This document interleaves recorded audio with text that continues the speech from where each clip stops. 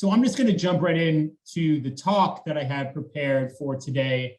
And then in the second half, at about a half-hour mark, we'll open it up to questions. My talk today will focus on the ways that slavery shaped the building of Yale's early scientific institutions by focusing on Benjamin Silliman, appointed Yale's first chemistry professor in 1804. But before I get there, I should note that this talk is derived from my larger book titled The Science of Abolition, and which was recently published by Yale University Press.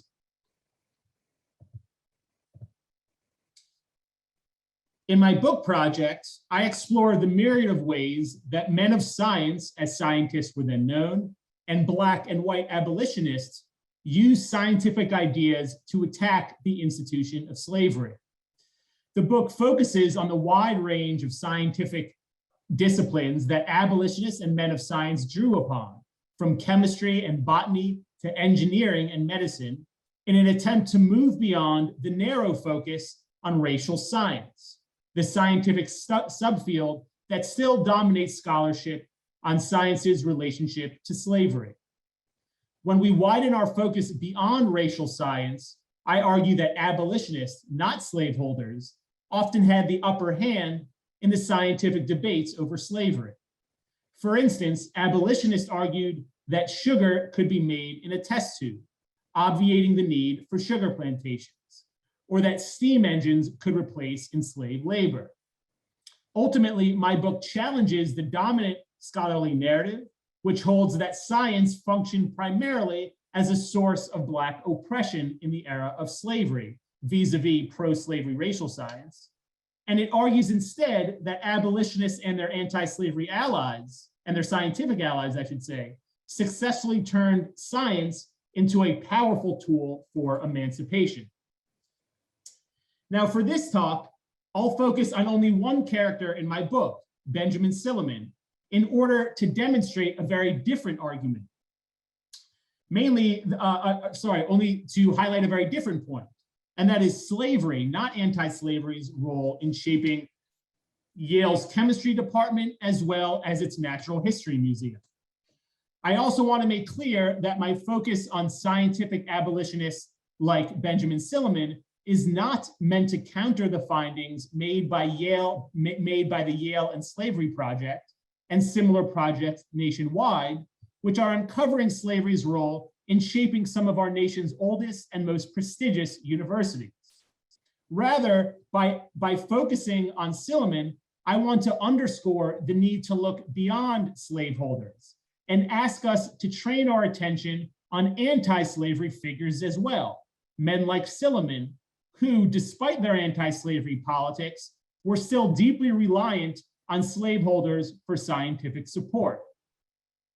Now, in this talk, I'll highlight several ways that slavery and slaveholders influenced Silliman's efforts to establish Yale as a leading institution of scientific learning in the early United States.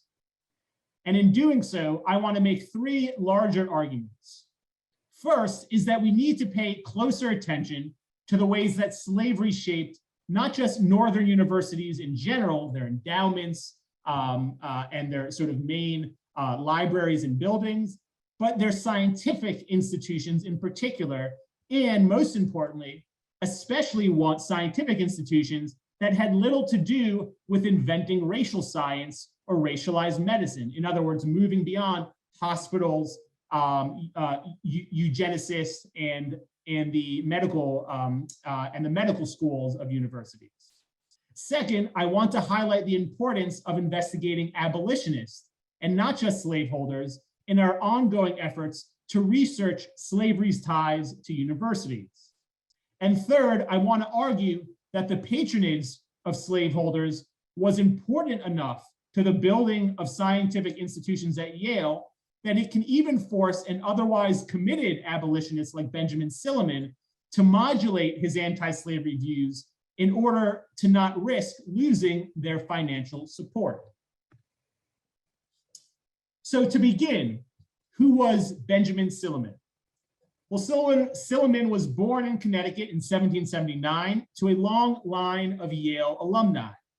His family also owned slaves, 12 in all, a sizable number by Connecticut standards, and 2 of whom his mother sold to finance Benjamin's college education at Yale in the 1780s.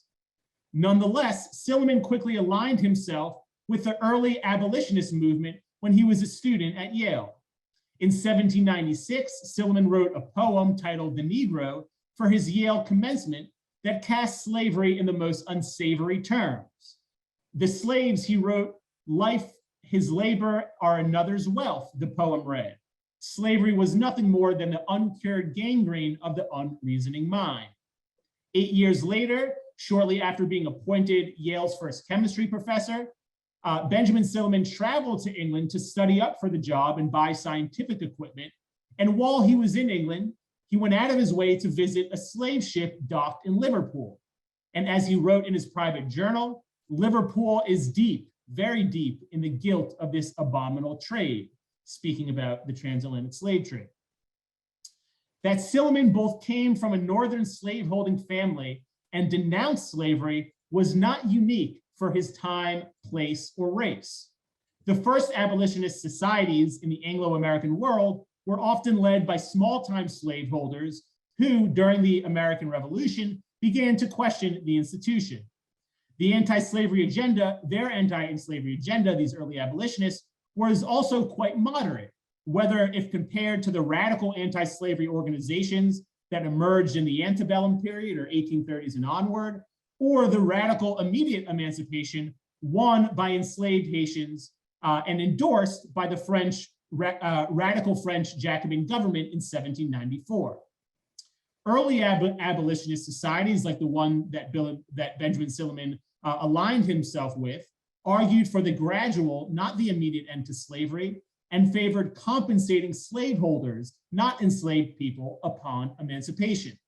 Moreover, these early societies were often ambivalent, if not hostile to, giving freed Black Americans citizenship, and instead embraced the idea of resettling freed Black Americans outside of the United States, an idea known as colonization.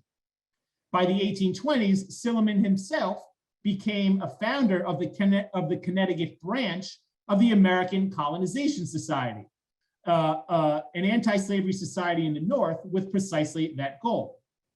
Though many of the society's national branch, its southern members, never had any intention of ending slavery, northern branches like the Connecticut Colonization Society and their leaders like Silliman were often stalwart abolitionists who simply did not believe that freed Blacks belonged in the United States as equal citizens, or if they did, that white Americans would ever accept them as such.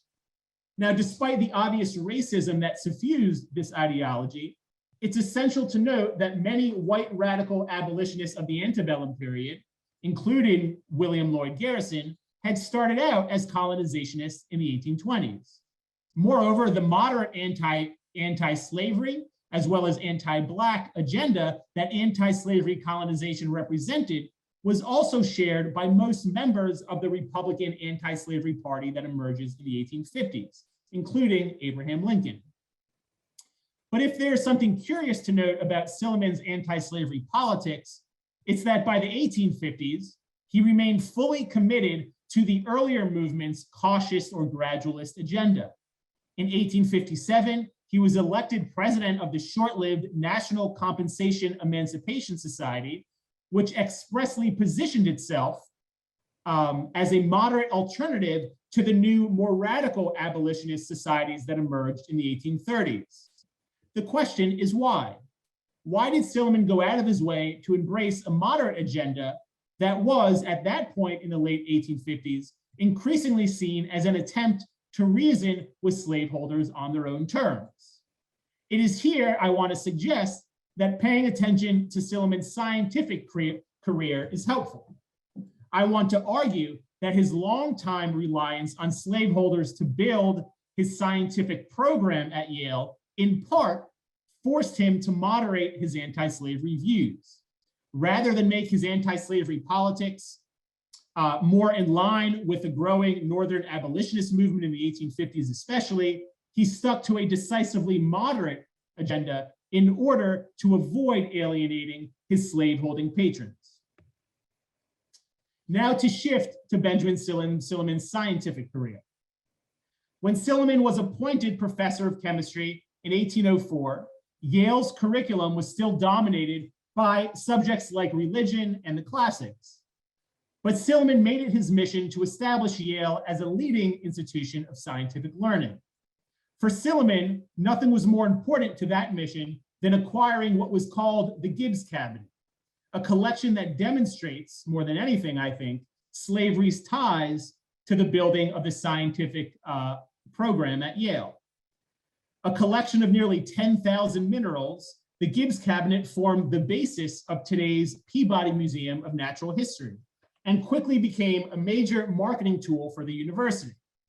Once the Gibbs Cabinet went on view in 1812, everyone from prospective students, alumni, and powerful statements came to see it.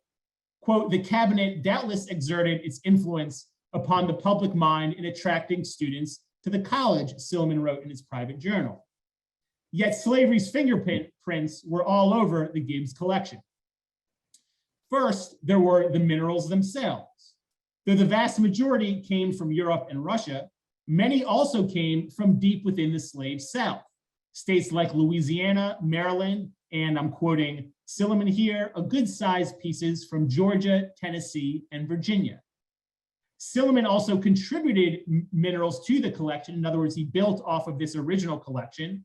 And on more than one occasion, his private journals reveal that he relied on enslaved people to help collect him minerals. In 1808, for instance, he, quote, traveled in a private carriage with a servant, which in this case meant a euphemism for an enslaved person, likely a man, on one expedition around New Haven. In 1836, he noted the presence of slavery everywhere in a visit to Virginia while he was collecting minerals from mines in Virginia. Equally important was the collection's namesake, Colonel George Gibbs, who was a wealthy Rhode Island merchant and geologist, only 3 years older than Silliman. Like many prominent Rhode Island merchants, the Gibbs family made part of their fortune trading in slaves. To Silliman, this was hardly a secret. Upon his initial visits to the Gibbs collection in Colonel George Silliman's home in Newport, Rhode Island, Silliman noted, quote, that an intelligent colored servant, again meaning an enslaved man, named Scipio, was always ready to admit me into the home. Gibbs's account book also reveals that as late as 1815, Gibbs owned at least 5 other enslaved men and women, Hannibal, Joseph, Betsy, Peter, and Mary, on his Long Island farm in New York. Gibbs's personal ownership of slaves is notable because, keep in mind, this was the North, not the South. By 1804, all northern states, including Rhode Island, had passed gradual emancipation laws, and enslaved people, I should say, were increasingly becoming a rare sight in northern states. But Gibbs's ties to slavery are only part of the story. In 1825, Gibbs offered to sell the collection to Yale rather than keep it as a loan, as it had been in its first decade, at the extraordinary price of $20,000, which in those days was roughly 2/3 of Yale's annual revenue. To raise the money to purchase Gibbs's collection, Silliman began an extensive fundraising campaign relying heavily on Southern slaveholding alumni. South Carolina alumni trailed behind only Connecticut and New York, making South Carolinians the 3rd largest donor class to purchase Gibbs' cabinet. Among South Carolina's most generous donors was none other than John C. Calhoun, an early student in Silliman's chemistry classes. Calhoun's relationship with Silliman went deep. Calhoun developed a love for science after taking one of Silliman's first chemistry courses in the early 1800s, And Silliman continued to cultivate the relationship as Calhoun's political career took off in the subsequent decades. In 1818, Silliman sent Calhoun, who was at that point the newly appointed Secretary of War, a copy of the new scientific journal that Silliman established at Yale, called the American Journal of Science, which he edited from his Yale office, and which in the subsequent years would become the nation's premier scientific journal. Quote, the utility of such a work, particularly in this country, must be apparent, Calhoun wrote back to Silliman upon receiving a copy of a prospectus of the first journal, adding that, quote, he had every reason to feel the strongest gratitude to Yale College and shall always rejoice in the college's prosperity. 4 years later, Calhoun commissioned Silliman to write a report on the state of the scientific curriculum that was then being taught at West Point. In many ways, the Gibbs cabinet, which was again the foundation for today's Peabody Museum of Natural History, nicely illustrates the many ways that slavery became entwined with the sciences at Yale. The mineral collection was purchased from a major Rhode Island slave trader and with funds from slaveholding alumni. What's more, additional minerals were added to the collection with the help of both enslaved people as well as Southern slaveholders and their enslaved laborers, several of whom helped their slave owners collect stones for Silliman and the Gibbs collection. Yet the Gibbs cabinet was hardly the only item linking the sciences to slavery at Yale. Silliman's close ties to Eli Whitney is another. Though most well known for his cotton gin, Whitney made much of his fortune through his federal gun business and with a particularly lucrative contract with the federal government. Like Silliman, Eli Whitney was a Yale alumnus, and he relied on Silliman to lobby the university to donate land for a gun factory that he had hoped to build in New Haven. Silliman eagerly agreed to help Whitney, getting the university trustees to donate land owned by the university to Whitney in 1798. And shortly thereafter, Whitney had built his factory right here in New Haven, and Silliman made regular visits to it to obtain basic laboratory materials for his chemistry laboratory, including beakers, glasswares, and blowtorches.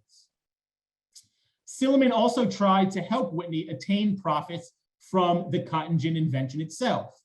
Again, in 1798, Eli Whitney had offered to take Silliman with him to Europe, quote, in a private letter, for the purposes of obtaining patents for my cotton gin. And well into the 1830s, Silliman publicly denounced cotton planters who refused to pay the Whitney family for his invention.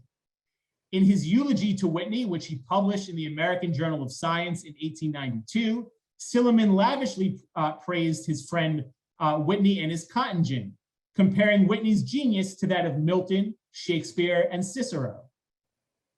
But Silliman, of course, made no mention of the cotton gin's obvious consequences, the explosive growth of the nation's enslaved population.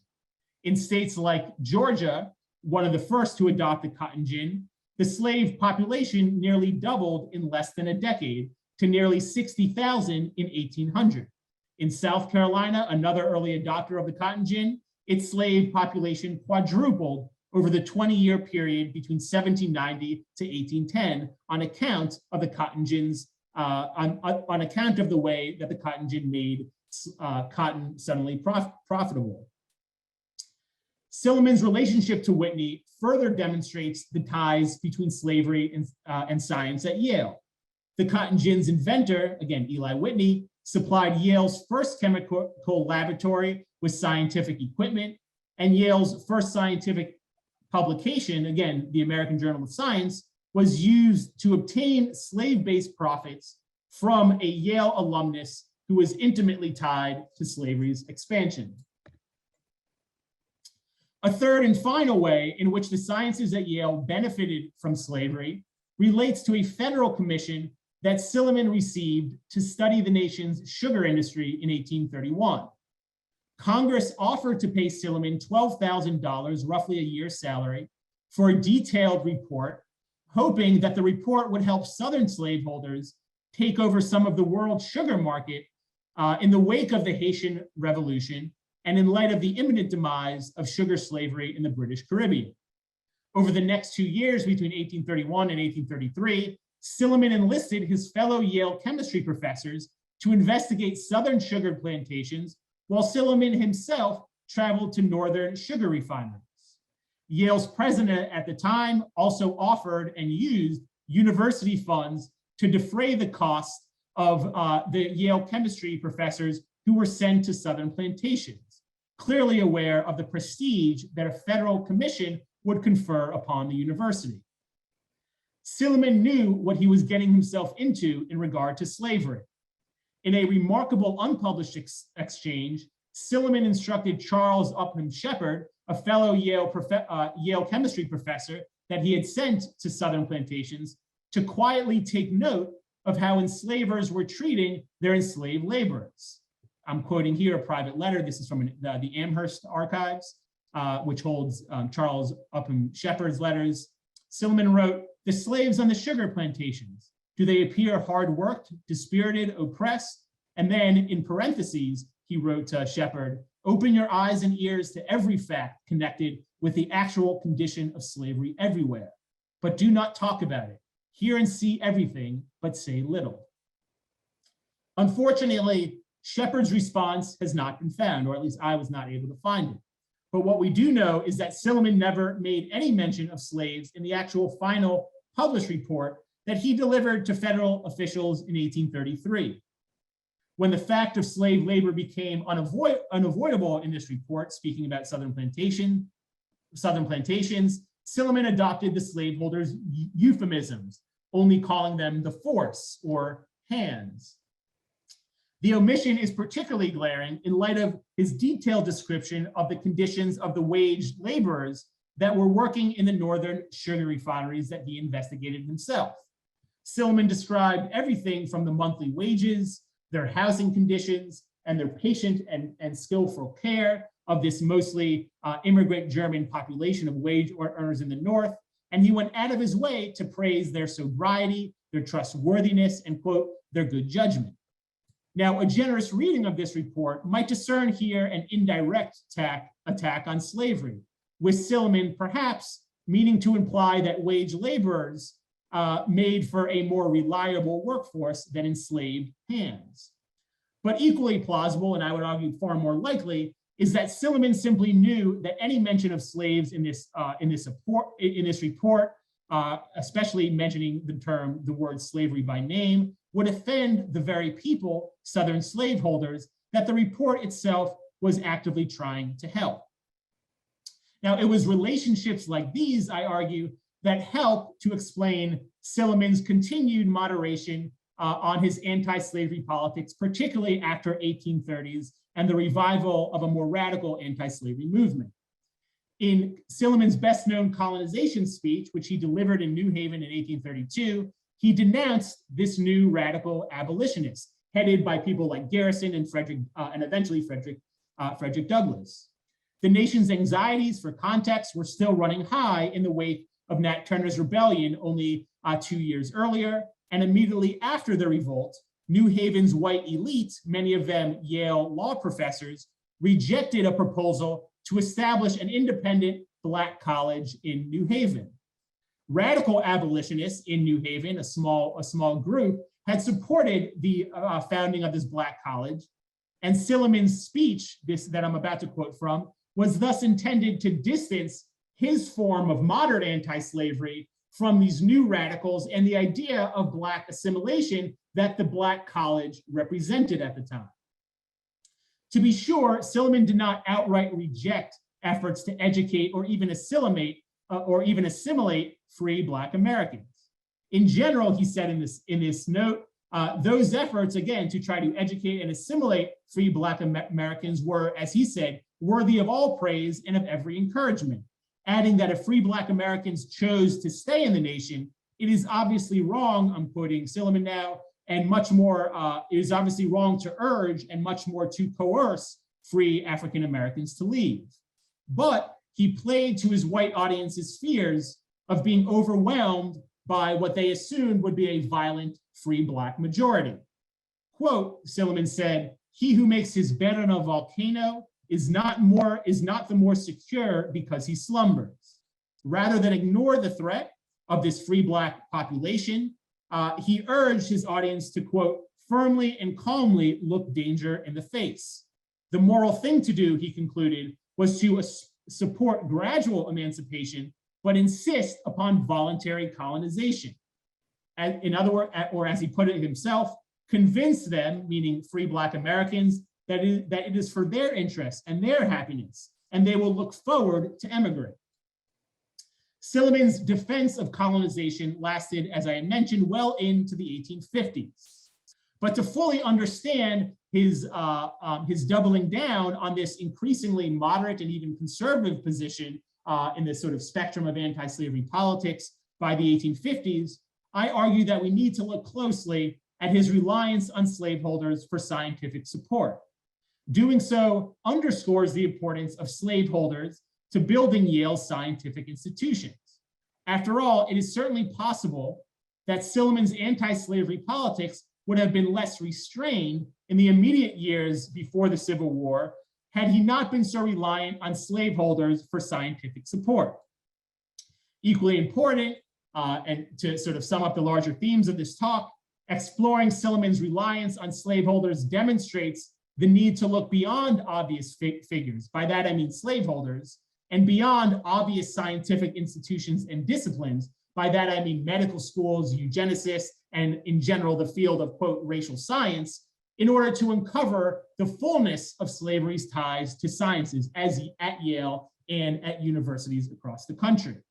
What I hope this talk has shown is that closely studying abolitionists and paying attention to seemingly unrelated scientific institutions, again, from the chemical laboratories of Northern professors like Silliman to the mineral cabinets of Northern universities like the Peabody, might also reveal surprising links between science and slavery.